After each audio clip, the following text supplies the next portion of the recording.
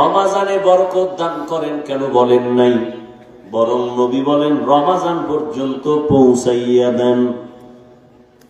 হায়াত যদি কম থাকে রমাজান পর্যন্ত পৌঁছাইয়া দেন, মরণ যদি হয় রমাজানেই যেন হয়। রজবে নবী বরকত চাইলেন, শাবানে বরকত চাইলেন, রমাজানে বরকত দেন কেন বলেন নাই? বলে রমাজান এমন বরকতের মাস, যেই বরকত গুলো সীমাহীন। আমি হাওয়ার উপরে চাই না, আমি পৌঁছাইয়া দেন ওই রমাজানে। আমি নিজে কাজ করে করে করে করে আমি বরকত নিতে চাই। সুবহানাল্লাহ। কত কষ্ট করেছিলেন ইয়াতীম নবী এ রমাজানে, ইবাদতে রাত কাটিয়ে দিতেন, কি হবে উম্মত বিনে। কত কষ্ট করেছিলেন ইয়াতীম নবী এ রমাজানে, ইবাদতে রাত কাটিয়ে দিতেন, কি হবে উম্মত বিনে। আমরা তো সেই নবীর উম্মত, কেমনে দাও তার সিনাতে আঘাত। মরণের ভয় নাই কি তোমার, কি হবে যে শেষের গতি। ভুলবো না ভোলা যায় নাকি মাহে রমজানের স্মৃতি। ভুলবো না ভোলা যায় নাকি মাহে রমজানের স্মৃতি। এ মাসের কত ফজিলত জানো কি মুসলিম জাতি। ভুলবো না ভোলা যায় নাকি মাহে রমজানের স্মৃতি। আল্লাহর সেই পবিত্র কালাম মহাগ্রন্থ আল কুরআন, কি মহিমা এ মাসেই হয়েছে তার আগমন। আল্লাহর সেই পবিত্র কালাম মহাগ্রন্থ আল কুরআন, কি মহিমা এ মাসেই হয়েছে তার আগমন। এক নেকে শতুর রহমান, দেন নফল ফরজ সমান। রহমত বরকত নাজাতের মাস, জ্বালাও আমলের বাতি। ভুলবো না ভোলা যায় নাকি মাহে রমজানের স্মৃতি। এ মাসের কত ফজিলত জানো কি মুসলিম জাতি। ভুলবো না ভোলা যায় নাকি মাহে রমজানের স্মৃতি। ভুলবো না ভোলা যায় নাকি মাহে রমজানের স্মৃতি। খারাপ লাগতেছে আপনার? সময় দিবেননি? রমজান এমন বরকতের মাস, নবী বললেন রজবে বরকত দাও, শাবানে বরকত দাও, রমজানে বরকত দাও না বলে বললেন রমজান পর্যন্ত পৌঁছাইয়া দাও। কারণ রমজানে জাহান্নামের দরজা বন্ধ। রমজান এমন বরকতের মাস, যেই রমজানে জান্নাতের সব দরজাগুলো খোলা। শয়তানের শিকলে বান্দা সমস্ত কবরের আযাব রমজানে বন্ধ। এমন এক বরকতের মাস, একটা নফল আমল করবেন ফরজের সমান সওয়াব, একটা ফরজ আমল রমজানে করবেন 70টা ফরজের সমান সওয়াব। কথা বল না কেন? ভাবে আছেন না ঘুমান? ভাইরা আমার, 11 মাসে এক নফলের ফলাফল এক ফরজের ফলাফল এক। রমজানে একটা নফলের মান ফরজের সমান, এক ফরজের মান 70টা ফরজের সমান। এজন্য নবী দোয়া করছেন, হে আল্লাহ, রজবের বরকত দিও, শাবানের বরকত দিও, রমজান পর্যন্ত পৌঁছাইয়া দাও, আমি আমল করে করে রমজানের বরকত নিব। এই বরকতের মাসে আমার যেন মরণ হয়। এর নবীরা আসে, রমজানের এত বরকত কেন? কোরআন নাজিলের মাস। শুধু তাই না, এ মাসে অন্য কিতাব এই মাসে নাজিল হয়েছে।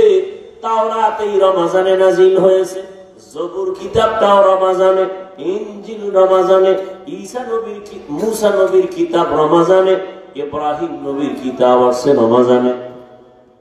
রমজান এত বরকত। কোরআন এমন দামি একটা কিতাব, দোকানে যাইয়া, কাপড়ের দোকানে ঢুকিয়া দেখেন অনেক টুকরা কাপড় ফেলে দেয়, এটির কোনো কাজে লাগে না, টুপিও হবে না, জামাও হবে না, প্যান্ট হবে না, হাফ প্যান্টও হবে না। ওই কাপড়গুলো ধরে যদি বলেন, ভাই এ দোকানওয়ালা, টেইলার্সওয়ালা ভাই, কাপড়ের টুকরাটা আমাকে দাও, বলে তুমি কি করবা? তুমি একটু সেলাই লাগাইয়া আমারে কোরআনের গিলাপ বানায়া দাও।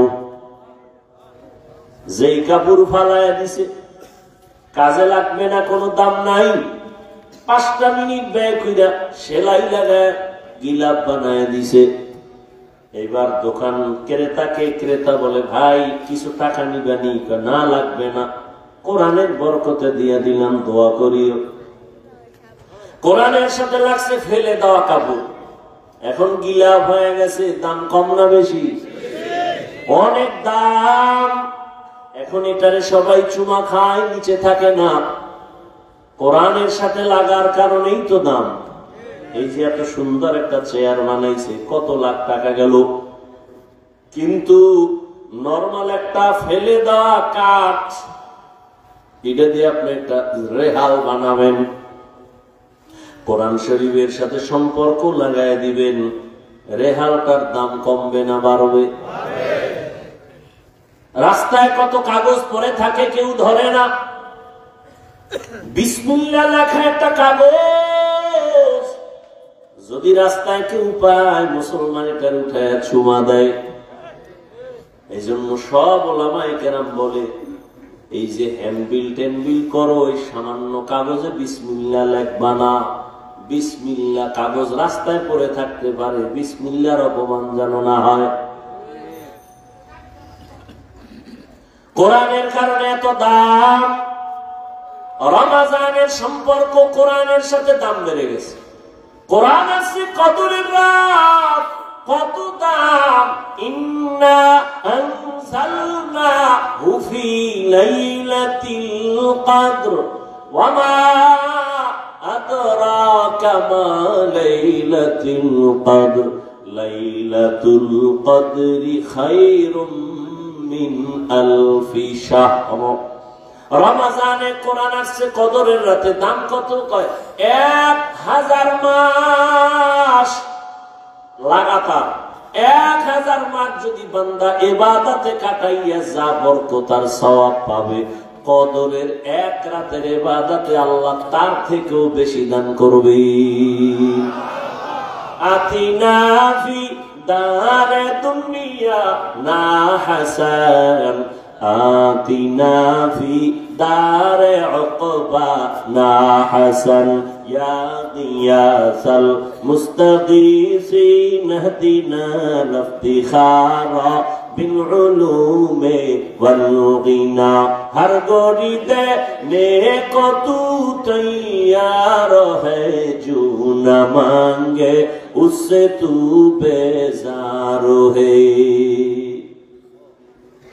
আপনাদের এই অঞ্চলে বিল্ডিং এর অভাব নাই কিন্তু একটা বিল্ডিং এর ওই পরিমাণ দাম নাই কোরআনওয়ালা টিনের ঘরের যেই দাম ঠিক নেই আমি হাফিজুর রহমানের কোনো মূল্য নাই কিন্তু আপনারা জানেন এই মাঠে বওয়ার পরে কেউ খানাও দিবে না গাড়ি ভাড়াও দিবে না আপনারা চুপচাপ বসে বয়ান শুনতেছেন এটা আমার বাহাদুরি করার কিছুই নেই সব কোরআনেরই বরকত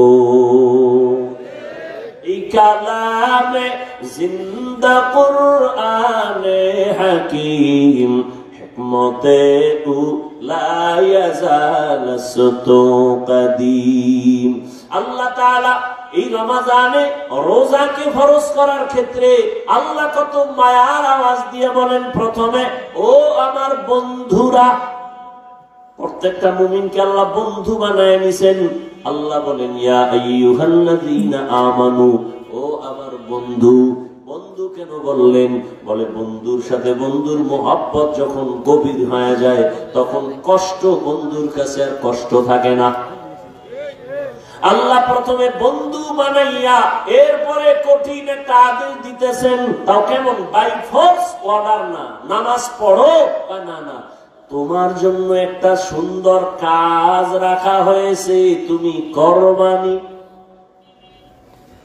কাজ রেখে দিছি কর এটা না কত নরম ভাবে আল্লাহ বুঝাইতেছে তোমার উপর একটা দায়িত্ব রাখা হয়েছে তুমি পালন করবানি এখন বন্ধু চিন্তা করে কেমন একটা দায়িত্ব না জানি না পারি না না ভয় নাই তোমার পূর্বে যারা ছিল তারাও এ দায়িত্ব পালন করেছিল তখন কহা তাহলে পারা যাইতে পারে করো শুধু করলে কি লাভ জানো এটার পুরস্কারটাও কিন্তু কঠিন নামাজের পুরস্কার মাধ্যমে দিছি আমি ডাইরেক্ট দেই নাই যাকাত দেয় একজনে যাকাতের পুরস্কার ফেরেশতার মাধ্যমে ডাইরেক্ট আল্লাহ দেয় না কিন্তু রোজার পুরস্কারটা কেমন আল্লাহ পাক বলে নবী জানায় দেন কিয়ামতের দিন কোটি কোটি মানুষের সামনে আমি আল্লাহ রোজাদারকে ডাইরেক্ট সামনে দাঁড়াইয়া আমি নিজের কুদরতি হাতে পুরস্কার দান করব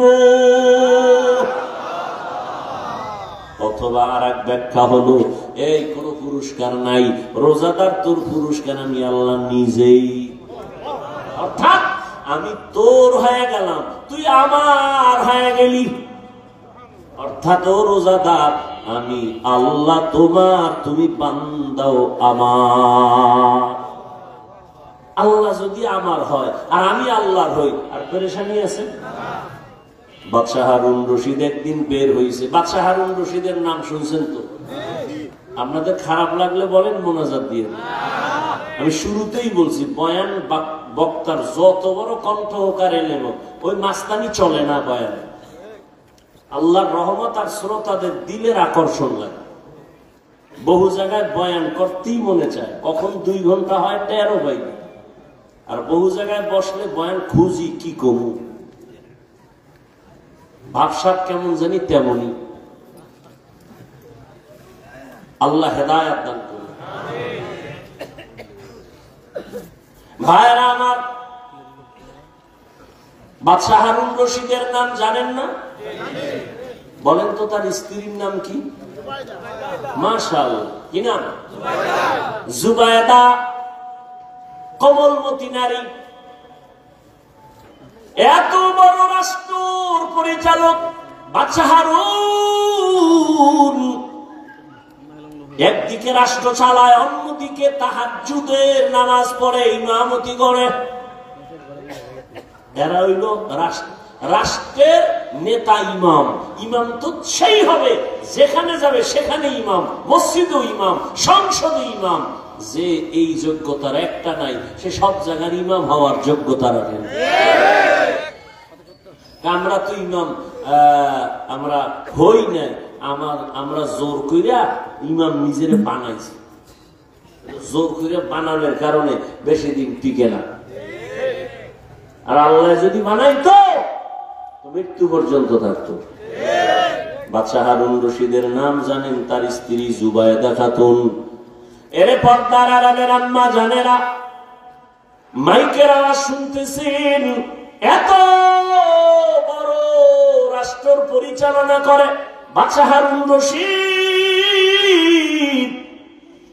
সারা দুনিয়াবাসী তার নাম জানে। তার ঘরের স্ত্রী কত পাওয়ার ওয়ালা মহিলা, কিন্তু শুনে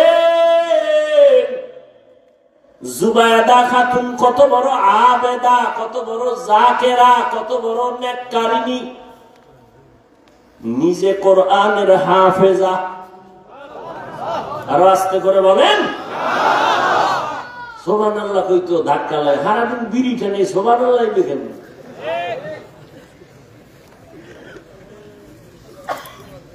মরানার মারো কেন, লড়ে কেন?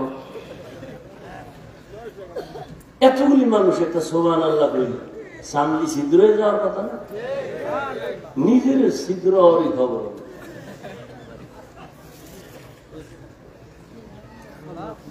হায় হায় হায়। জুবায়েদা খাতুন নিজে কোরআনের হাফেজা, তার আন্ডারে কাজ করে 100 কাজের মহিলা, সবাই কোরআনের হাফেজা। জুবায়েদা খাতুন কেমন আবেদা, কেমন আবেদা, কেমন আল্লাহর প্যারা বান্দি। নিয়ত করে ফেলাইছে, আমি জুবায়েদার বাড়ির থেকে 24টা ঘন্টার সেকেন্ডে সেকেন্ডে কোরআনের তেলাওয়াতের আওয়াজ বের হবে, 1 সেকেন্ড যেন বাদ না যায়। 100 মহিলা কাজের লোক সব কোরআনের হাফেজা। ডিউটি ভাগ করলো, তুমি 1 পারা কোরআন পড়বা, এরপরে কাজে নামো, তুমি আধা পারা বইরা আবার কাজে নামো, তারপরে তুমি, তারপরে তুমি। এইভাবে 24টা ঘন্টা ভাগ করে দিয়েছেন। জুবায়েদার ঘর থেকে এখন 24টা ঘন্টার প্রতিটি সেকেন্ড আমার মাওলার কোরআনের আওয়াজ বের হয়। ই কালামে জিন্দা কুরআনে হাকিম, হিকমতে উ লা ইয়াজালসতু কাদিম। জুবায়েদা একদিন স্বপ্ন দেখে। কি দেখে? স্বপ্ন। স্বপ্নে দেখতেছে জুবায়েদা আমি বাইতুল্লাহর সামনে দাঁড়ানো। খেয়াল করতেছেন তো? জুবায়েদা স্বপ্নে দেখে আমি বাইতুল্লাহর সামনে দাঁড়ানো, আর সারা দুনিয়ার মানুষ এসা পুরুষেরা জুবায়েদার সাথে জিনা করে। কত কঠিন স্বপ্ন। এত বড় বুজুর্গ আবেদা জুবায়েদা, স্বামীও সেই বুজুর্গ, স্বপ্ন দেখে কোথায় দাঁড়ানো বলেন? বাইতুল্লাহর সামনে দাঁড়ানো। জুবায়েদা দেখে সারা দেশের মানুষ, পুরুষেরা আসে কাতারে কাতারে আইসা জুবায়েদার সাথে জিনা করিয়া যায়। এই স্বপ্ন দেখলে আর ঘুম থাকে? তোমাকে ঘুমের টেনশন নেই, তোমরা তো এদিকেই সারা জীবন কাটাই না। সারা রাত মোবাইলে জেনা জেনা জেনা, চোখের জেনা, কানের জেনা, হাতের জেনা, জবানের জেনা। তোমার জন্য এটি কোনো দোষ না। এটারে দোষ যেন কেউ না মনে করে, এই জন্য ইংলিশ 2টা শব্দ বানায় স্লোগান দেয়, ডোন্ট মাইন্ড। কি হো কি ফ্রি মাইন্ড, এই ফ্রি মাইন্ডে আর ডোন্ট মাইন্ডে কি হচ্ছে দেশে? আল্লাহ হেদায়েত দান করুন। হায় হায় কি বলবো। জুবায়েদা খাতুন এত বড় আবেদা, ও পর্দার আড়ালের আম্মা জানেরা, ভালো করে বুঝে। আপনারা তো তাদের মতো দামি নারী। জুবায়দা বাইতুল্লাহর সামনে স্বপ্ন দেখে জেনা করে করে পুরুষেরা যায়। দেখে তো জুবায়দার মাথা গরম হয়ে গেছে। আমি তো আল্লাহরে ডাকি, ইবাদত করি, কোরআন তেলাওয়াত করি, আমি তো হাফেজা, এ কি দেখলাম? মাথা গরম হয়ে গেছে। খাদেমরা ডাক দিয়া কয়, দে তাড়াতাড়ি দে। স্বপ্নের ব্যাখ্যা তো সবাই করতে পারবে না, এবং স্বপ্ন দেখে সবার কাছে বলাও যাবে না, নিষেধ। যারা ব্যাখ্যা বুঝে তাদের কাছে বলো, কারণ উল্টা পাল্টা বলিয়া যদি উল্টা ব্যাখ্যা করে ভেজাল লেগে যাবে। জমানার বড় স্বপ্নের ব্যাখ্যা করনেওয়ালা, এত বড় একজন বড় দামি বান্দা মুহাম্মদ ইবনে সিরিন লোক পাঠায় দিল, যা স্বপ্নের ব্যাখ্যা নিয়ে আসবি, তবে আমি জুবায়দার নাম বলবি না। জনৈক এক মহিলা স্বপ্ন দেখছে। মুহাম্মদ ইবনে সিরিনের কাছে চলে গেল, যাইয়া কয়, হযরত, বড় বুজুর্গ, এক মহিলা স্বপ্ন দেখছে বাইতুল্লাহর সামনে দাঁড়ানো, দেশের বিভিন্ন জায়গা থেকে যুবক পুরুষেরা এসে জিনা করে। মুহাম্মদ ইবনে সিরিন কা স্বপ্ন দেখছে কে? কয় নাম বলা নিষেধ, দৌড় দে, ব্যাখ্যাও নিষেধ। ব্যাখ্যাও কি কঠিন, বড় কঠিন, ব্যাখ্যা দেওয়া যাবে না। কারণ একজন স্বপ্ন দেখে আজান দিতেছে, আজান কি দিতেছে? দৌড়ে গেছে ইবনে সিরিনের কাছে, হযরত আমি আজান দিতেছি। রেডিও, তুই মরবি। আর একজনে আজান, হেও দেখছে আজান দেয়, দৌড়ে হযরত স্বপ্ন দেখছি আজান দিতেছি। কয় শুকর আদায় কর, তুই হজ করবি। একই স্বপ্ন, দুইজনের ব্যাখ্যা দুই রকম। বুঝেননি? মুহাম্মদ ইবনে সিরিন বলে নাম কয়, নাম কওয়া নিষেধ, কয় ব্যাখ্যা দেওয়াও নিষেধ। কি করবো? কয় যা। দৌড়ে এসে কয়, জুবায়দা খাতুন, আপনার নাম যদি না বলা হয় স্বপ্নের ব্যাখ্যা দিবে না। জুবায়দাও প্যারায় ফিরে গেছে, কি করি?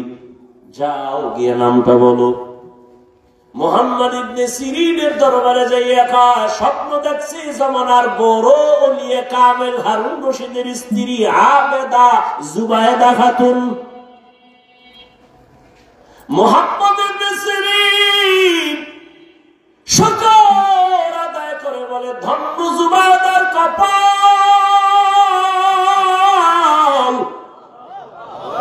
জুবায়দার কপাল ধন্য।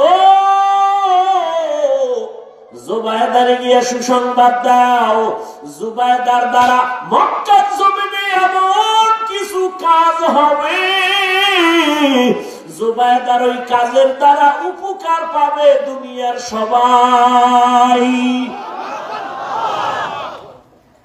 ঠিকই জুবায়দা এমন এক কাজ কইরা দিছে, আজও মক্কায় হাজি গেলে, খুঁজতে গেলে পাহাড়ের পাশে পাশে দেখবে ড্রেন কাটা আছে, ড্রেন ড্রেন, ওটার নাম আরবিতে নহরে জুবায়দা।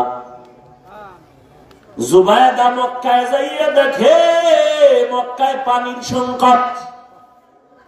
নিজে সরকারি টাকা না নিয়ে নিজের জমা টাকা রেডি করে কোটি কোটি কোটি টাকা ব্যয় করে বিশাল বড় নহর ড্রেন কাটলো, ড্রেন। ওখান থেকে পানি নিয়ে হাজিরা যেন সব জায়গায় পানি পায়, কষ্ট যেন না হয়। আরাফায়, মুজদালিফায়, সব জায়গায় এখনো পাহাড়ের পাশে সেই ড্রেনের ইটা এখনো আছে, অনেকে তো জানেই না। সমস্ত আরবের মানুষ যারা আলেম ওলামা বিজ্ঞ, যারা ঐতিহাসিক ইতিহাসের পাতায় আছে, ওই মক্কা নগরীতে এখনো সে নাম আছে নহরে জুবায়দা। এই জুবায়দার স্বামী বাদশাহ হারুনুর রশিদ। এই ঘুমাইতেছে, দেখছেন নি? আমার কাজে লাগাই जिंदगी में बंदगी तू करना है, जिंदगी में बंदगी तू करना है, जिंदगी पे बंदगी शर्मिंदा है, जिंदगी पे बंदगी शर्मिंदा है। সাউন্ডটা প্রথমে ভালো ছিল, কি যে হইল চাইছি একটু মন খুলে আজকে বয়ান করুন, শেষ বয়ান, হারা রোজায় কোনো অজ লই নেই, মাদ্রাসার জন্য সময় দিন, আজকেই শেষ। চাইছি এককালে যদ্দুর ভারী করে যাবো, পারলাম না সাউন্ডের কারণে, কত সিঙ্গার শুরুতে মোটামুটি ছিল, কি যে হইল আল্লাহ।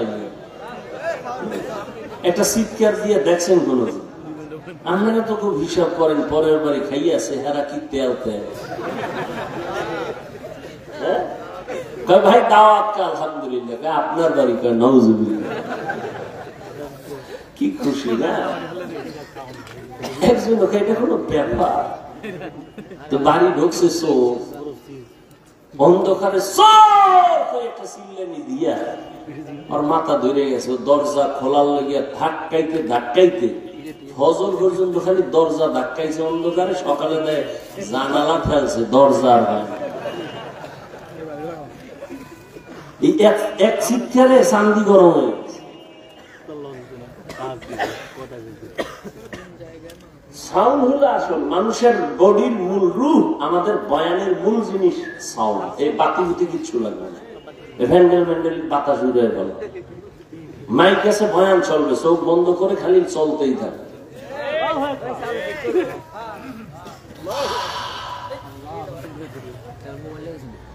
यहाँ हम सब मुसाफिर दिल ना लगा, আজকে অন্য কোনো ওয়াজও রাখিনি, প্রতিদিন তো কমপক্ষে দুইটা, কাইলে দুইটা করছে, দুইটা ছাড়া ওয়াজ চলবেই, নিম্নে দুইটা লইতে এমনকি মান্যত করা, বুঝলেন না? তুমি 10টায় দেবা বয়ান, আমি হেনবি ঘাস কাটবো, আমার মাদ্রাসা চালাই দিব, তোমার তো বলা যাবে না তুমি আমার 10 লাখ দাও, তো কষ্ট করে 2-4টা কইরা মানুষ যদি হাদিয়া দেয়, দিয়া সংসার, মাদ্রাসা, শিক্ষক, ছাত্র হালাল ভাবে, আমরা তো আকাম করি না, সিনেমা হল করি না, গাঞ্জা খাওয়াই না, মানুষের ক্ষতি করি না, মাদ্রাসা এখন একটা জায়গা লইছি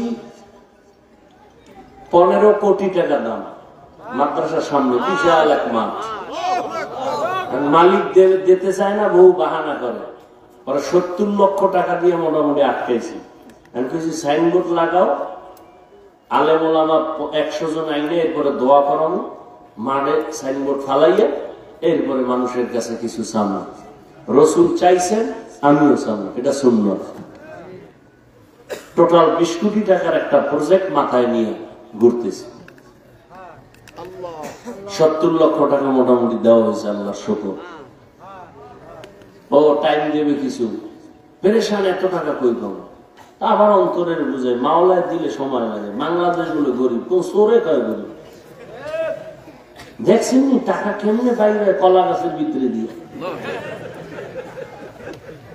টাকা টাকা সাইডে দিয়ে, একজন সাধারণ মানুষের টাকা বলে 184 কোটি, সাধারণ মানুষ কামাইয়া গেছে, যেমন কামাইছে এমন আবার গেছে। হায় হায় হায় হায় ভাইরা আমার, তো বাদশাহ হারুন রশিদ ভাই নিছে সফরে কই যাইব, তার সাথে তো উজির থাকে, উজির বুঝেন না, বডিগার্ড না, কি এর গার্ড, হ্যাঁ কোনো গার্ড মাঠ লাগে, আমগো না গার্ড লাগে, বডিগার্ড। এই বডিগার্ড আবার বডির মধ্যে গুলি মারে। হারুন রশিদ যাই দেখে রাস্তার পাশে এক বুড়া একটা ফলের গাছ লাগায়, খুব কষ্ট করে ঘামায় গেছে। বাদশা হারুন রশিদ এই বুড়া করো কি? ফল গাছ লাগাই। লাভ কি যে কষ্ট করো, ঠাডা ভাঙ্গা রোদের মধ্যে, ফল হইল কবে? বহুত দিন পর। তোমার বয়স কত? মরণ্য অবস্থা। ঠিক কষ্ট করো কেন? আরে বুঝো না, আমার পূর্বপুরুষরা গাছ লাগাইছে, ফল আমরা খাই,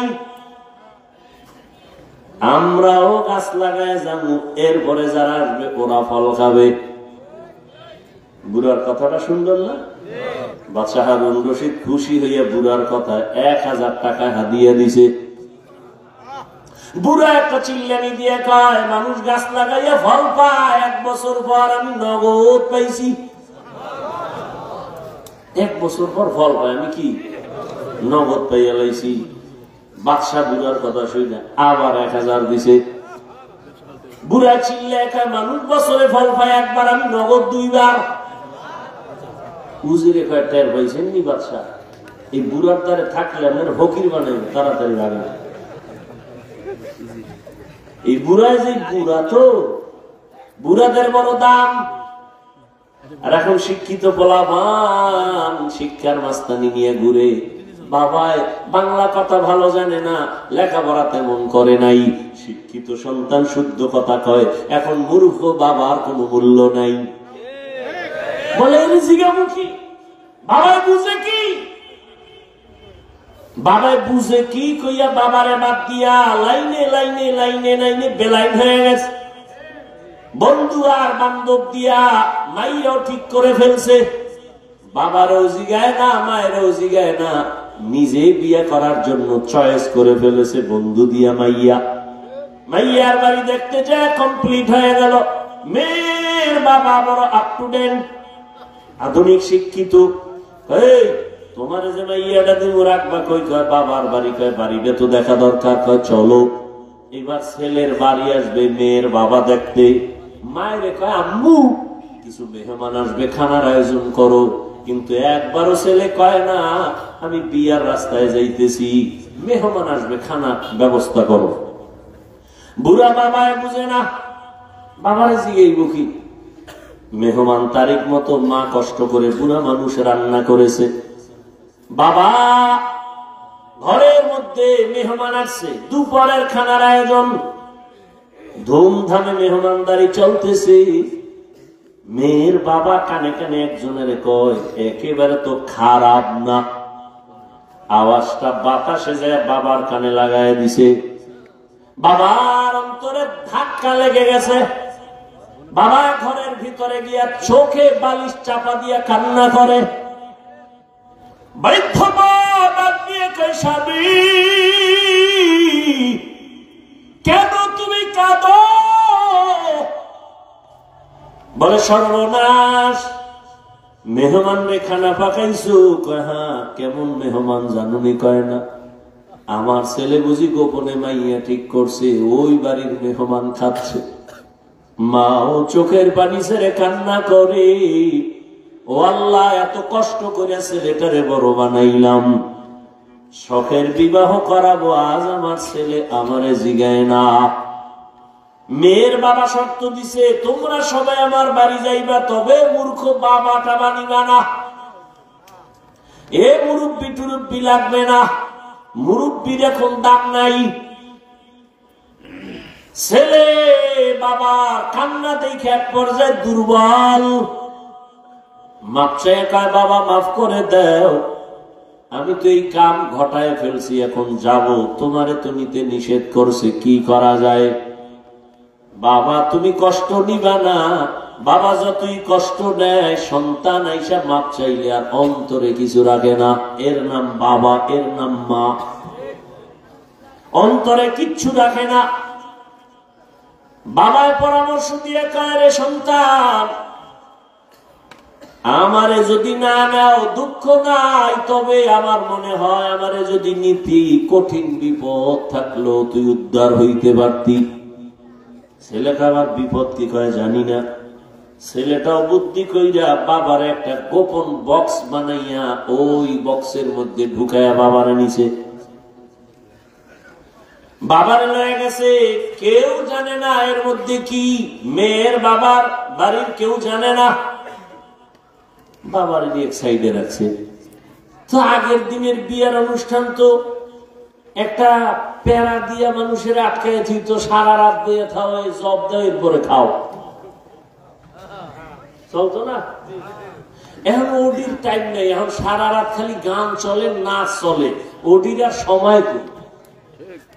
ভিডিও ক্যামেরা, আকাম সাকাম দুনিয়াতে যা আছে সব, গায়ে হলুদ, পায়ে হলুদ, সব হলুদ, এই আকাম দিয়া চলে বিয়ার অনুষ্ঠান। 5 তলা বিল্ডিং 12টার পরে কাঁপে। ইমাম সাহেব কয় কি ভূমিকম্প শুরু হইল, ঘুম ভেঙে গিয়ে কয় হাজী সাহেব জমিন কাঁপে কেন? কেন আপনি দাওয়াত পান না? আমার মাইয়ার গায়ে হলুদ চলে ছাদের উপরে। হাজী সাহেব ভিআইপি প্যাকেজের হাজী। আমি এজন্য মাঝে মাঝে বলি, কি এর পিসাবের মুরিদ, কি এর তাবলিগওয়ালা, কিসের হাজী সাহেব, এগো ইমানের পার্সেন্ট কত মাইয়া পোলার বিয়ার সময় টের পাওয়া যায়? টের পাওয়া যায়নি? ইমানের পাওয়ার কত উপরে গিয়ে কিচ্ছু লাগবে না, যৌতুক হারাম। ঘরের দরজা লাগায় কি দিছে, এটা তো ঠিক হয়নি, এটা দিল না কেন, এটা কি মানবতা হইল? ওইটা দিল না কেন, এটা কি মানবতা হইল? আর তলে তলে যারা যৌতুক খায়, বিয়ার আগেই কয় বিদেশ যাওয়ার ভিসা লাগবে। কি চায়? একটার ধৈর্য কই যাবি বিদেশ, ভিসা দেবে হর বাড়িতে, বউ নিবি সম্ভব না। বিয়েটা করে বউ থুবি পাহারা দিবে, ছোট ভাই বানায় বলতেছি, এখন চলে না, চলে না। আল্লাহ হেদায়াত দান করে। যৌতুক যারা দেয়, যারা নেয়, যারা সহযোগিতা করে, সবাই ডাকাত, সবাই জালেম, সবাই চোর, সবাই ফকিন্নির বাচ্চা, সবাই ছোট লোক, সবাই ইতর, সবাই নারীর দুশ্মন, রসুলের দুশ্মন, ইসলামের দুশ্মন, দেশের দুশ্মন। এদের মতো ইতর, বেহায়া, বেলাজা আর দুনিয়ায় কেউ নাই। আরো দুই একটা শব্দ থাকলে শিখায় দে, কই দেখিনি ওগুলো লাজ হয়।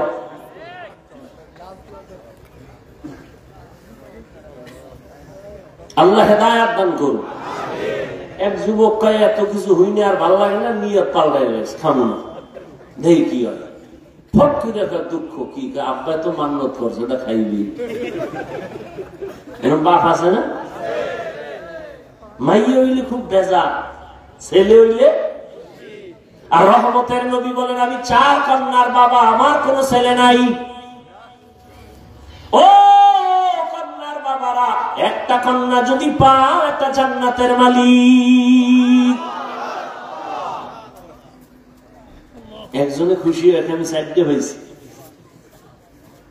আমি 4 জান্নাতের মালিক। কয় মাইয়া? কয় জান্নাতের মালিক? মাইয়ারা কি রে? এরা আবার গ্রামীণ ব্যাংকের মালিক। কি কায়দা! ভাইরা আমার,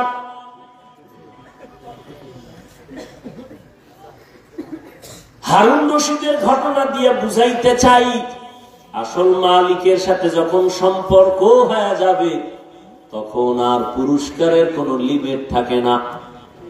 ঠিক আমার মালিকের সাথে যত বন্ধুত্ব হয়ে যায়, তখন আর কোনো আলাদা পুরস্কার নাই। আল্লাহ কয়, রোজাদার আমি আল্লাহ তোর নিজের পুরস্কার হয়ে গেলাম। আমি আল্লাহ তোমার হয়ে গেলাম, তুমি আমার হয়ে গেছ। তোমার কোনো ভয় নাই। এই রমজানের মাধ্যমে তুমি তাকওয়া অর্জন করো, গুনাহ থেকে নিজেরে কন্ট্রোল করো। রোজার দ্বারা তাকওয়া যেই পরিমাণ অর্জন করা যায়, অন্য আমলের দ্বারা এই পরিমাণ অর্জন করা যায় না। রোজার মধ্যে বড় আমল 2টা, এক হলো তারাবির নামাজ, আর এক হলো রোজা। এরে নবীর উম্মতের দল, এই মাসে আর একটা সুন্দর আমল হলো কোরআনের তেলাওয়াত।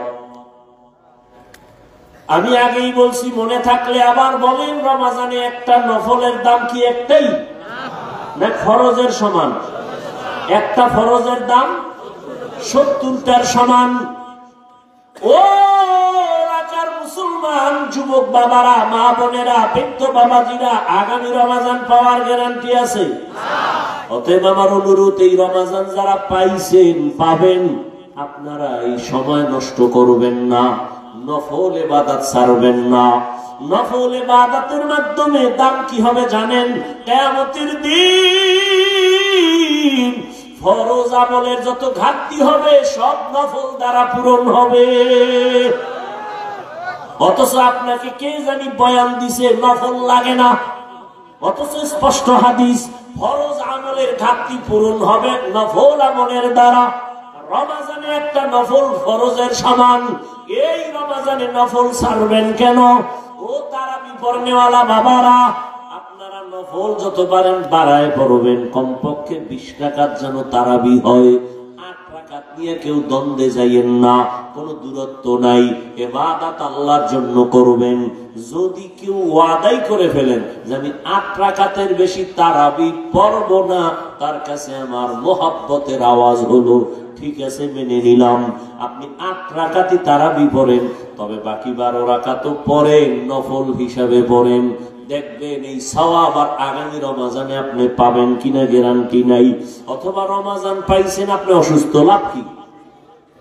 ওই দেখেন না একদল রমজান আইলেই বিপদ, মনে হয় অসুস্থতা বেড়ে যাবে।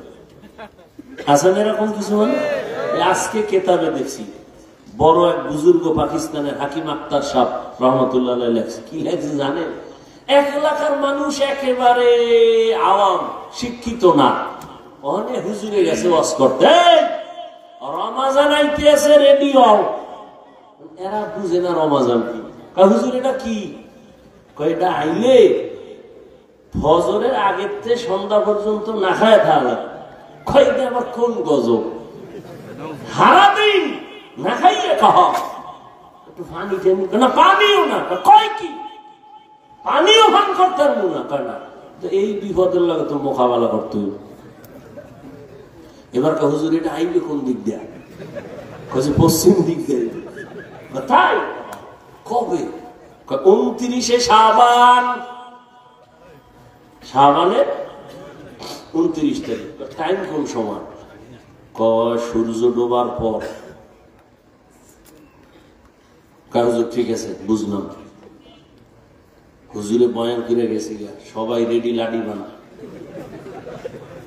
এই এলাকায় রমজানের ঢুকতে দেওয়া হবে না। যত যুদ্ধ লাগুক, সারাদিন রাখায় রাখবে, আমাকে একটু পানিও খাইতে দিবে না, ওরে এই এলাকায় ঢুকতে দেওয়া হবে না। 29 শাবান কবে? গরম বুঝে টুনে পাইছে। এবার কইছে হুজুরে ওই সূর্য ডুবার পরে পশ্চিম দিক দিয়ে রমজান আইবে।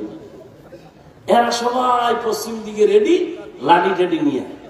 ঠিক সূর্যটা ডুবার পরেই দেখে একজনে উট লইয়া আইতেছে, উটের রাখা। এই যে দেখা যায় বোধহয় আগুয়ার সামনে আগা যাইয়া ধরে রেখে, তোর নাম কি? আমার নাম রমজান আলী। পাওয়া গেছে হুজুরের কথাই কইছে, রমজান আলী এটার ফিডা, হারে ফিডা গণ ধোলাই, এটা মায়ের মুড়ি খাইয়া দৌড়।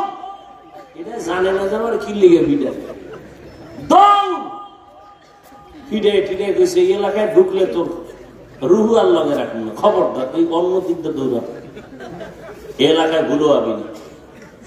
ঠান্ডা মাথায় সবাই আছে। হুজুরে কয়েকদিন পর আবার বয়া দিয়েছে রোজার পরে। কেউ ভাই রমজান কেমন কাটলো? হুজুর রমজানের মাইয়া আল্লাহ শুকর আমি এলাকায় ঢুকতেই দিই, বহু দূরে রাখছে। এই বিপদ, এই এলাকায় ঢুকতে দেওয়া হবে না। কিছু মানুষ এই রমজান আইলেই আমার অসুস্থতা বেড়ে যাবে, গ্যাস বেড়ে যাবে। অথচ পৃথিবীর সমস্ত চিকিৎসা বিজ্ঞানী একমত, মানুষের সুস্থতার জন্য আল্লাহ দেওয়া সর্ববৃহৎ এক ঔষধের নাম রোজা। আমাকে হুজুর গুড়া বাদ দাও, এমনি তো কানে ঢুকবে না, ওটা ওই যে নাকের উপরে একটা মশা উড়ে যায় এইরকম হুজুর কথা। চিকিৎসা বিজ্ঞানীদের কথা কি করবা? সমস্ত চিকিৎসা বিজ্ঞানী একমত, মানুষের জীবনে সুস্থতার মহা এক ঔষধ হলো রোজা। গত বছর হিন্দু এক ডাক্তার বিশাল এক আর্টিকেল লেখছে ফেসবুকে, আমাকে একজনে দেখেছে, বিশাল রোজার কি শরীরের উপকার কি কি। এই জন্য রসুল শুধু রমাজান না, প্রত্যেক সোমবার বৃহস্পতিবারে রোজা রাখছেন। রোজা রেখে একটু কষ্ট লাগবে, দেন পর অভ্যাস হয়ে গেল, শান্তি আর শান্তি। 3 দিন খাইবেন, 1 দিন রোজা, পুরা খানা দানার বডি ব্যালেন্সে চলে আসবে। আবার 2 দিন খাইবেন, আবার রোজা, পুরা বডি ব্যালেন্স। সুস্থতার জন্য রোজা, বিকল্প কোনো ঔষধ নাই। আর এক ঔষধ রাতের ঘুম। রোজা যারা রাখবেন এখন কি উপায়? আফসুস, আপনিও মুসলমান, আমিও মুসলমান, আপনার আল্লাহ আমার আল্লাহ এক, নবী এক, কোরআন এক, কাবা এক, ধর্ম এক। এর যুবক, আপনি রোজা রাখতে চান না, আপনার ছেলেও চায় না, মেয়েও চায় না। আল্লাহর শুকর, আমাদের ছোট ছোট বাচ্চারা রোজা রাখবে। সাহারিতে যদি না উঠাই, পরের দিন খায় না, রাগ কইরা উঠাইলাম না কেন? আর আপনার 20 বছর ছেলে মেয়ের বয়স রোজা রাখে না। আম্মা জান মাঝে মাঝে কয়, 2-1টা রোজা রাখবি। বাবা একা খবরদার, রোজা রাখায় না, চেহারাটা নষ্ট হয়ে যাবে। ওই আব্বাজানকে জিজ্ঞাসা করি, সারা রাত মোবাইল চালাইয়া যে ছেলেটার চেহারা নষ্ট হলো, বলেন কোন মেডিসিন দিয়া ভালো করবেন? এখনো অনুরোধ করে বলছি রে যুবক, ও পর্দার আড়ালের আম্মা জানেরা, বোনেরা, ও বৃদ্ধ বাবাজি, কয়দিন আর দুনিয়ার বাহাদুরি? চোখের সামনে কত লাশ। কই আমরা যে নবীর আদর্শ মেনে টুপি পরলাম, দাড়ি রাখলাম, নামাজ পড়ি, পর্দা করি, হালাল খাই, কই আমাদের তো সম্মান কমে নাই, না খাইয়াও মরি নাই। করোনার সময় স্কুল বন্ধ, কলেজ বন্ধ, চাকরি বন্ধ, ব্যবসা বন্ধ, ফ্যাক্টরি বন্ধ, কিন্তু কোরআনওয়ালাদের একটা মাদ্রাসাও বন্ধ হয় নাই। আপনি মাস্ক লাগাইছেন, ট্রিপল মাস্ক, মরবেন না করোনার ভয়ে। আর এই দেশের লাশগুলো করোনার লাশ, হুজুরেরা কান্দে নিল, জানাজা পড়াইলো, গোসল করাইয়া দাফন করলো, একজন হুজুরেও করোনায় মরে না। এরে আমার কলিজার যুবক বাবারা, আল্লাহ সম্মানের মালিক, ও এলাকার ভাইরা, ও যুবক বাবারা, এতক্ষণ আমি যে বয়ান করতেছি, আমি একবারও কিন্তু আপনাদের বলি না আমার মতো টুপি লাগাও, স্কুল ছেড়ে মাদ্রাসায় যাও। আমি কওমি মাদ্রাসার সন্তান, তোমরাও যাও। আমি তাবলীগের লাইনের সন্তান, তুমিও তাবলীগে যাও। একবারও বলি নাই আমি পীরের মুরিদ, তুমিও পীরের কাছে যাও। একবারও বলি নাই। বরং আমি বলতে চাই, যুবক তুমি স্কুলে পড়ো, আমি হাফিজুর রহমান তোমাকে ধন্যবাদ দিয়ে গেলাম, দোয়াও করে গেলাম। তুমি স্কুলে পড়ে ডাক্তার হও, কলেজে পড়ো, ভার্সিটিতে পড়ো, তুমি ইঞ্জিনিয়ার হও, প্রফেসর হও, তুমি একজন সাংবাদিক হও, ওসি ডিসিএসপি হও, আমি দোয়া করে গেলাম, অন্তর থেকে বলছি। তোমার মাদ্রাসায় যাওয়া লাগবে না, তুমি একজন ব্যবসায়ী হও, চাকরিজীবী হও। তবে আমি হাফিজুর রহমানের একটা ছোট দাবি, বিদায় বেলা তোমাদের কাছে, বেয়াদব হইও না রে বাবা। তোমার ব্যবহারে কোনদিন যেন মা বাবা কষ্ট না পায়, তোমার আচরণে কখনো যেন আলেম কষ্ট না পায়, তোমার ব্যবহারে কখনো শিক্ষক যেন কষ্ট না পায়। কারণ মা বাবা যদি কষ্ট পাইয়া মনে দুঃখ নিয়ে বলে একটা নিঃশ্বাস ছাড়ে, ওই নিঃশ্বাসটা তোমার জন্য একটা আগুন। ওই আগুনটা যদি তোমার কপালে লেগে যায়, মরার আগে তোমার জীবন বরবাদ হয়ে যাবে। তোমার মতো যুবক, তোমার আচরণে শিক্ষক যদি কষ্ট পাইয়া দুঃখের নিঃশ্বাস ফেলে বলে এই কষ্টের নিঃশ্বাস যদি তোমার কপালে লাগে তোমার লেখাপড়া ধ্বংস হয়ে যাবে। আলেমের দুঃখের নিঃশ্বাস যদি লাগে চরিত্র নষ্ট হয়ে যাবে। এজন্য বললাম হে যুবক, স্কুলে পড়ো, কলেজে পড়ো, চাকরি করো, ব্যবসা করো, মা বাবার দোয়া নিয়ে, শিক্ষকের দোয়া নিয়ে, উলামায়ে কেরামের পরামর্শ নিয়ে, নবীর আদর্শ মেনে জীবনটা চালাও। এবার বাস্তবে একটু তাকায় দেখো তো, তোমার মতো যুবক জীবনে মাদ্রাসায় পড়ে নাই, স্কুলে পড়ে, কলেজে পড়ে, সত্য কথাটা স্বীকার করো। তোমার মতো যুবক জেনারেল লাইনে থাইকাও নামাজ পড়ে, বলো আসেনি? তোমার দুই পা হাত রেখে বলছি, বেয়াদবি মাপ চাই, রাগ করো না। বলো তুমি বেধা আছে, বিবেক আছে, পশুকে আল্লাহ বিবেক দেয় নাই, তুমি বলো। তোমার মতো যুবক যদি স্কুল কলেজে পড়িয়া নামাজ পড়ে, বলো তুমি কেন পারো না রে বাবা? তোমার কি সমস্যা বলো? মা বাবার কি অভিশাপ লাগছে তোমার কপালে? আমার তো মনে হয় তাই। নাইলে অভিশাপ না লাগলে তোমার মতো যুবক যদি কলেজে পড়িয়া নামাজ পড়ে, বলো তুমি কেন পারো না? তোমার মতো যুবক যদি রাস্তায় গাড়ি চালায় নামাজ পড়ে, তুমি কেন পারো না? তোমার মতো যুবক র্যাব, আর্মি, পুলিশ, বিডিআর এর চাকরি করে নামাজ পড়ে, বলো তুমি কেন পারো না? তোমার মতো যুবক ডাক্তার, প্রফেসর, ইঞ্জিনিয়ার 5 ওয়াক্ত নামাজ পড়ে, বলো তুমি কেন পারো না? তোমার মতো যুবক নদীর মধ্যে মাছ ধরে, নামাজ ছাড়ে না, ময়দানে কৃষি কাজ করে, নামাজ বাদ দেয় না, বলো তুমি কেন পারো না রে বাবা? আল্লাহর কসম, আল্লাহ তাআলা তোমাকে বারবার ডাকে, তওবা করো। কয়দিন আর গুনাহ করবা, কোন দিন হায়াত শেষ হবে জানা নাই। চক্ষু বন্ধ করে একটু গবেষণা করো, ভাবো, দেখো করোনার মধ্যে যুবকের লাশ, ছাত্র জনতার আন্দোলনে দেখো যুবকের লাশ, যত লাশ দেখি শুধু যুবক আর যুবক, পানির নিচে, গাড়ির নিচে, ঘুমের বিছানায় যুবকের লাশ। কয়দিন আর বাহাদুরি করবা? জীবনে তো গুনাহ মনের ঝাল মিটাইয়া কম করো নাই। মনে চাইছে দাড়ি রাখবা না রাখো নাই, মনে চাইছে নামাজ পড়বা না পড়ো নাই, মনে চাইছে পার্কে যাবা দৌড়ায় গেছো, কারো বাধা তুমি মানো নাই। এখনো কি তওবা করবা না রে বাবা? মনটাকে শুধু একটা কথাই বুঝাও, এরে মন, তোমার মতো যুবক যদি জেনারেল লাইনে থাকিয়া চাকরি করে, ব্যবসা করে, লেখাপড়া করে, নামাজ পড়ে, তুমি কেন পারবা না রে বাবা? এখনো সময় আছে, তওবা করে নাও। আমার আল্লাহর কাছে মনে মনে বলো, ও দয়ার মালিক, জীবনে তো কম দাড়ি কাটি নাই, নামাজ কম সারি নাই, বেপরদায় কম চলি নাই। ও আল্লাহ, কয়দিন আর গুনাহ করব, কোন দিন আজরাইল আসবে তাও জানা নাই। তওবা করিয়া দাও, এই বরকতের মাস আর পাবা কিনা জানা নাই। ওই মায়ার নবীর আদর্শের মালা গলায় লাগাও, ওই রহমতের নবীর মালাটা গলায় লাগাই ওরে যুবক।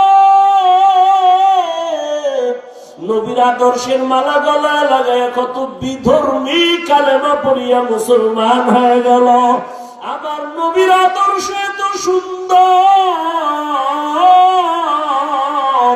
যেই নবীর আদর্শের পাগল উড়ন্ত পাখি একটা গর্তের পিপিলিকা পর্যন্ত আল্লাহর কাছে দোয়া করে, আরজি করে, হে আল্লাহ তুমি আমার একটু মদিনা দেখাও, আল্লাহ তোমার ঘর দেখায় দাও। আমার আল্লাহ অর্ডার দিছে, ও কবুতর, অমুক এলাকায় যাইয়া অমুক পিপিলিকাটাকে পায়ের সাথে লাগাইয়া মক্কা দেখায় দাও, নবীর রওজাটা দেখায় দাও।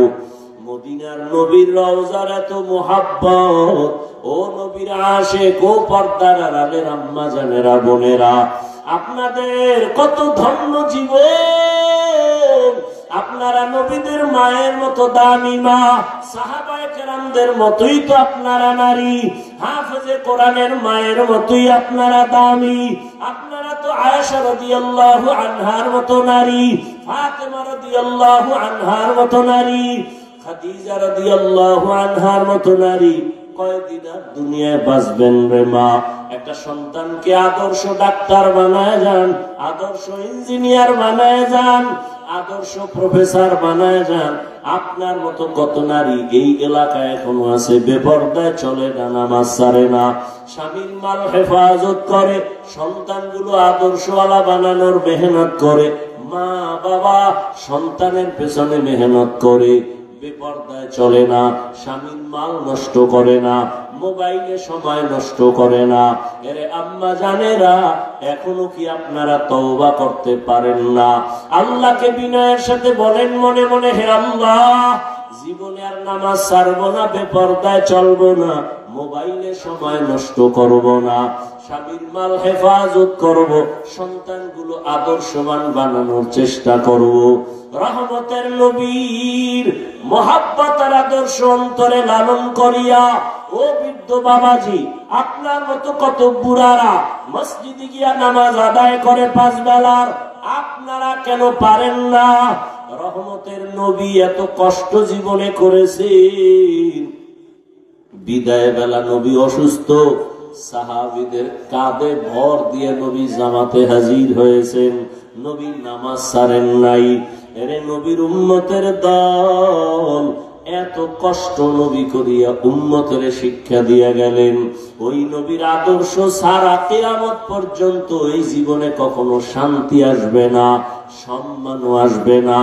নবীর জন্য যদি জঙ্গলের প্রাণীরা পাগল হয়ে যায়, রহমতের নবীর দেখলে যদি পেটের ক্ষুধা নিবারণ হয়, আল্লাহর নবীর আশিক জগৎ বিখ্যাত ইমাম মালিক রাহমাতুল্লাহ আলাইহি মদিনাতুল মুনাওয়ারায় হাঁটে চলে, জুতা পায়ে পড়ে না, একমাত্র কারণ রহমতের নবীর কদম কোথায় লাগলো, আমি জুতা পরিয়া ওই বেয়াদবি করতে পারবো না। কারণ মদিনার ধুলা নবীর আশিকের চোখের সুরমা। এরে নবীর উম্মতের দল, এজন্য আশিক মদিনার নবীকে দেখার জন্য কাঁদে আর আল্লাহর কাছে বলতে থাকে, আরো বেড়ে পুবাল হাওয়া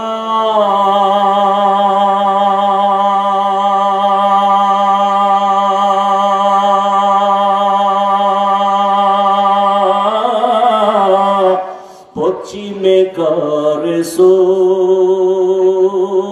ধাওয়া, এই গরিবের দুঃখী সালাম, এই গরিবের দুঃখী সালাম, পৌঁছে দিও মদিনায়, মদিনা যাইতে পারলাম না, মদিনা দেখতে পারলাম না।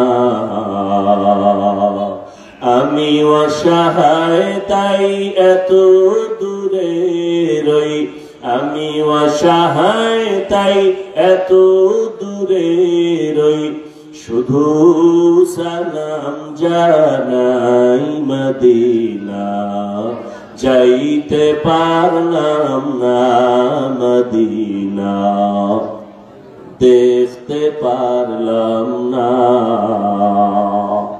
মদিনা নাম কত সুন্দর,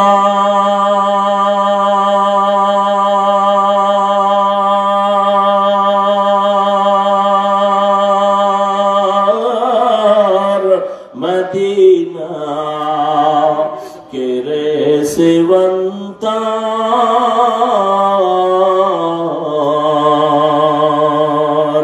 পাখির ন্যায় ডানা থাকলে, পাখির ন্যায় ডানা থাকলে যেতাম মদিনায়, মদিনা যাইতে পারলাম না, মদিনা দেখতে পারলাম না। এরে আল্লাহর বান্দারা, ওই মদিনার মহাব্বত অন্তরে জমা করে এখনো সময় আছে, তওবা করো আর আমার মালিকের ডাকো আর বলো, হে মালিক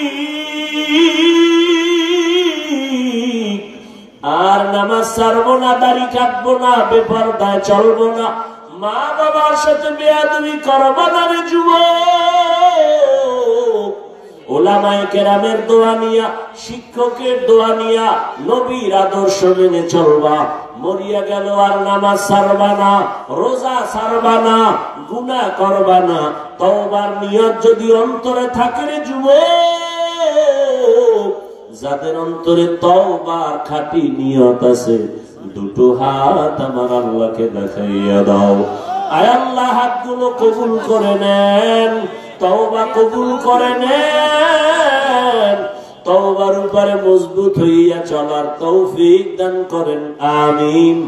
আলহামদুলিল্লাহি রাব্বিল আলামিন, والصلاة والسلام على سيد الأنبياء والمرسلين وعلى آله وأصحابه أجمعين يا أرحم الراحمين يا أرحم الراحمين يا أرحم الراحمين رب ارحمهما كما ربياني صغيرا اللهم إنك عفو كريم تحب العفو فاعف عنا اللهم إنا نسألك رضاك والجنة ونعوذ بك من سخطك والنار ওদার মালিক গুনাহের বোঝা নিয়ে আপনার দরওয়াজায় হাজির।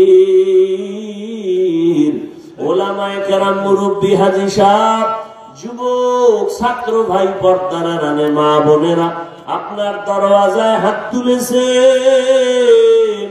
আয় আল্লাহ, সবাইকে আপনি মাফ করে দেন। আয় আল্লাহ, জীবনের গুনাহ মুক্ত আমাদেরকে করে দেন, আমাদের তওবা কবুল করে নেন। আয় আল্লাহ, ঘরে ঘরে সুন্নাতের বাতি জ্বালায় দেন, নবীজির রওজায় গিয়া সালাম দেওয়ার তৌফিক দান করেন, বাইতুল্লাহর গিলাফ ধরে লাব্বাইক লাব্বাইক বলার তৌফিক দান করেন আল্লাহ। আয় আল্লাহ, মাহফিল কবুল করে নেন, আয়োজনকারী সহযোগিতাকারীদের কবুল করে নেন, এলাকায় শান্তি দান করেন, সারা দুনিয়াবাসীকে মাফ করে দেন, বাংলাদেশ শান্তির দেশ বানায় দেন। আয় আল্লাহ, আমার যুবকদের দ্বীনের খাদেম বানায় দেন। আয় আল্লাহ, নামাজি বানায় দেন, কোরআন পড়নেওয়ালা বানায় দেন, মোবাইলের গুনাহের থেকে হেফাজত করেন। আয় আল্লাহ, মা বোনদের আবেদা বানায় দেন। আয় আল্লাহ, দাম্পত্য জীবন সুখময় করে দেন, সন্তানগুলো নেককার বানায় দেন। আয় আল্লাহ, আদর্শওয়ালা জীবন দান করেন, সমস্ত মসজিদ মাদ্রাসা কবুল করে নেন, অন্যান্য শিক্ষা প্রতিষ্ঠান নবীর আদর্শে কবুল করে নেন। আয় আল্লাহ, পরস্পরে হিংসা দূর করে মুহাব্বত বাড়ায় দেন। আয় আল্লাহ, সমস্ত দ্বীনি মাদারেস গুলো কবুল করে নেন, যারা ব্যবসা চাকরি করে কামাই রুজিতে হালাল ভাবে বরকত বাড়ায় দেন, হারাম থেকে হেফাজত করেন, অভাব দূর করে দেন, ঋণ আদায়ের ব্যবস্থা করে দেন আল্লাহ। আয় আল্লাহ, দিলের নেক আশা পূরণ করে দেন, মা বাবার বাধ্যগত সন্তান বানায় দেন, আদবওয়ালা বিনয়ী জিন্দেগি দান করেন, ইলম ও হিকমত আমলে বরকত বাড়ায় দেন। আয় আল্লাহ, উলামা তুলাবা উম্মতের অন্তরে ইজ্জত মুহাব্বত বাড়ায় দেন। আয় আল্লাহ, প্রবাসে আমার ভাই বোন যারা আছে, আয় আল্লাহ, তাদেরকে হেফাজত করেন, হালাল ভাবে রুজিতে বরকত বাড়ায় দেন, সুস্থতার নিয়ামত বাড়ায় দেন। আয় আল্লাহ, কিয়ামত পর্যন্ত